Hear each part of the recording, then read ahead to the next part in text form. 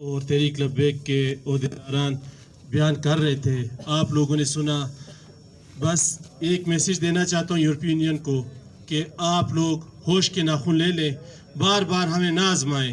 ہمارا صبر، جس دن صبر ہمارا ٹوٹ گیا تو آپ لوگوں کے لیے زمین تنگ پڑ جائے گی، اور اپنے حکمرانوں سے اور جو ہمارے 56 ممالک ہیں، اسلامی ممالک ہیں، ہماری لمحہ فکریہ ہے اور شرم کی بات ہے کہ ہمارے 56 ممالک ہوتے ہوئے جو ہے نا وہ کبھی ہمارے نبی کریم صلی اللہ علیہ وسلم کی گستاخی کرتے ہیں، کبھی ان کے خاکے شائع کرتے ہیں، کبھی ہماری عظیم کتاب صاحب القرآن اس کی بے حرمتی کی جاتی ہے۔ تو آپ لوگوں کے لیے، ہم لوگوں کے لیے، سب کے لیے انتہائی شرم والا مقام ہے۔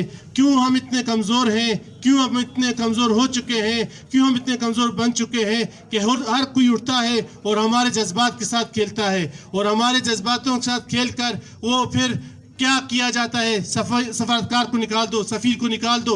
یہ چیز اب نہیں ہوگی۔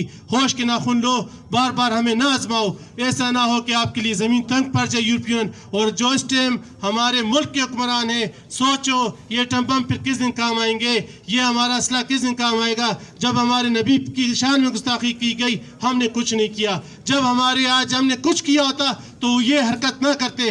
آج ہمارے صاحب القرآن عظیم کتاب پہ وہ اس طرح کی بے حرمتی کر رہے ہیں۔ تو میں اپنے حکمرانوں سے بھی یہی ایک میسیج دینا چاہتا ہوں، اپنے حکمرانوں کو، کہ ان کو للکارو، وہ باخدا آپ سے نہیں لڑ سکتے، ان کے پاس ایمان نہیں ہے۔